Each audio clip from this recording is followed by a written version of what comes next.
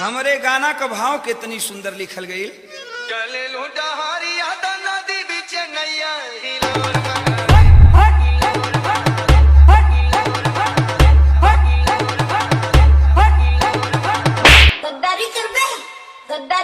शांति रहे भैया, एक लाइन और हमरे गुरुजी कर ले उनका का कर ले उन